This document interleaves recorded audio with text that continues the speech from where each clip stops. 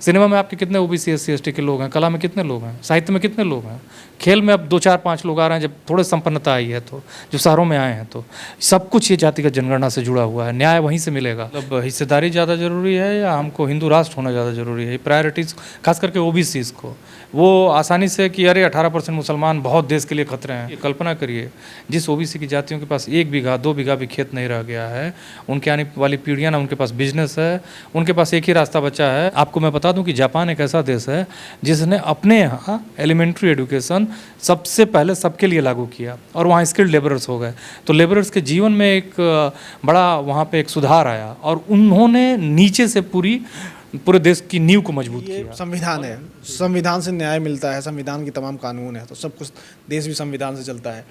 बिहार में अभी हाल ही में दिखाई दिया कि जाति जनगणना हो रही थी, अब एक महंत जी वहाँ पहुँच गए हैं, वो कह रहे हैं कि हिंदू राष्ट्र हम बनाएंगे और उनकी आरती वो लोग उतार रहे हैं जो संविधान की शपथ खाए हैं।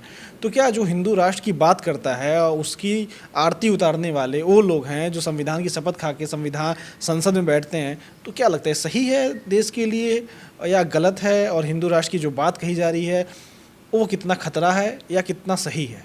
देखिए, हिंदू राष्ट्र की बात, भारत हमारा एक धर्मनिरपेक्ष राज्य है, स्टेट है, देश है। अब हमको मेन मसला है कि हमको हमारे मतलब हिस्सेदारी ज़्यादा ज़रूरी है या हमको हिंदू राष्ट्र होना ज़्यादा ज़रूरी है, प्रायोरिटीज़ खास करके ओबीसीज़ को ये तय करना होगा। दूसरों से मतलब नहीं, वो तो आपको तमाम वो नैरेटिव देंगे, नैरेटिव में फंसाएंगे ताकि आप जड़ के जड़ बने रहें, आप वैसे ही बने रहें ताकि उनका जो है आप चेतन, उनको सबसे ज़्यादा खतरा ओबीसी से है और उनको सबसे ज़्यादा आसानी भी उन्हीं से है, क्योंकि वो ये जानते हैं कि ये जब तक होशियार नहीं होंगे, सांस्कृतिक सामाजिक रूप से मजबूत नहीं होंगे, हम इनको आसानी से बेवकूफ़ बना सकते हैं। हिंदू नैरेटिव ऐसा है कि वो बहुत आसानी से उनको ट्रैप कर लेता है, वो आसानी से कि अरे 18% मुसलमान बहुत देश के लिए खतरे हैं, पूरी दुनिया में मुसलमान हैं, भारत से ज़्यादा इंडोनेशिया में मुसलमान हैं, या भारत में सबसे ज़्यादा मुसलमान है जो भी है, इंडोनेशिया पाकिस्तान में मुसलमान है, ठीक है। आपको मुसलमान अगर खतरे हैं तो आपने 10 साल से आप 2 बार पावर में रह लिया, आपने क्या काम किया है? जो खतरे थे उनको उनके ऊपर काम किया आपने, गरीब मुसलमानों को, वो बेचारे असुरक्षित हो गए हैं। जो अमीर हैं उनको तो आप समर्थन दे रहे हैं, उनको आप सत्ता में साथ लेके चल रहे हैं।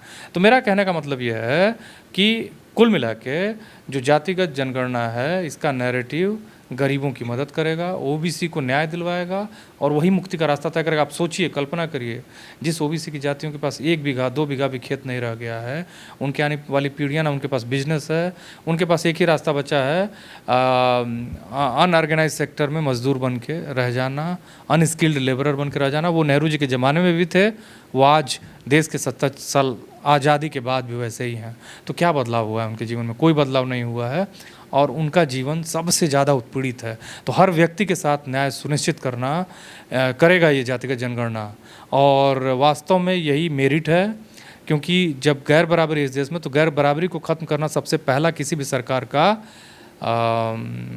मतलब उसका प्रायोरिटी होना। जी। लेकिन एक आखिरी सवाल सर ये है कि अलग अलग योजनाएं बनती हैं अलग अलग समाज के लिए, समाज को किस तरीके से आगे बढ़ाया जाए।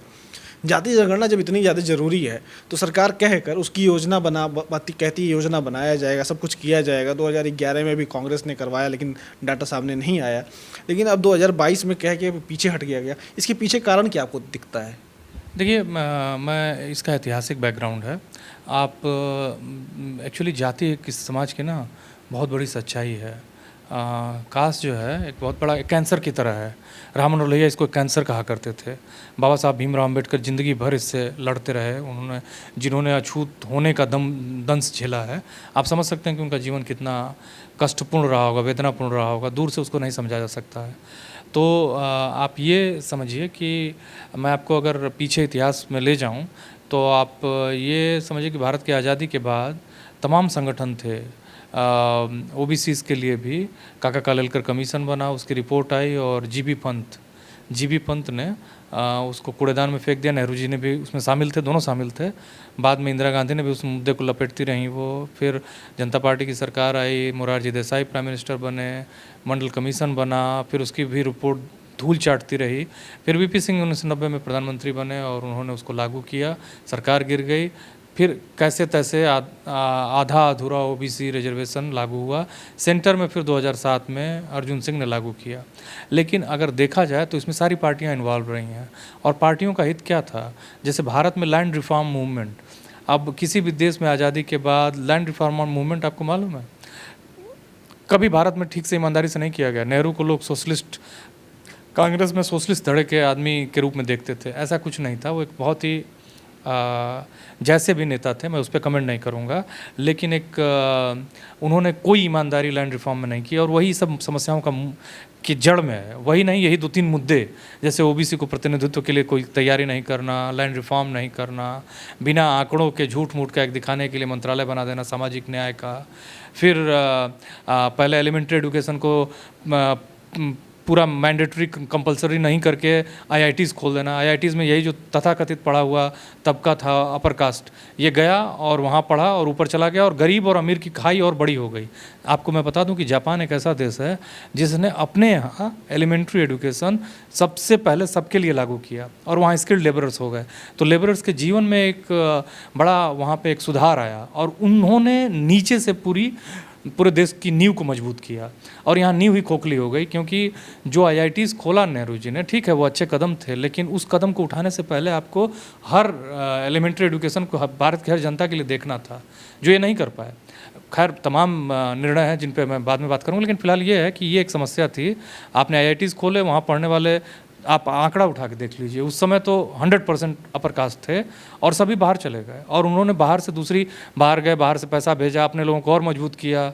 और कहीं आज तक देखिए ना, एक बड़ा गैप है कि जो उद्योगपति हैं, जो कला में हैं, संस्कृति में हैं, खेल में हैं, कूद में हैं, वो सब कुछ पैसे से होता है, और पैसे से ही उन्होंने सब कुछ। सिनेमा में आपके कितने ओबीसी SC ST के लोग हैं, कला में कितने लोग हैं, साहित्य में कितने लोग हैं, खेल में अब 2-4-5 लोग आ रहे हैं, जब थोड़े संपन्नता आई है तो, जो शहरों में आए हैं, तो सब कुछ ये जातिगत जनगणना से जुड़ा हुआ है। न्याय वहीं से मिलेगा।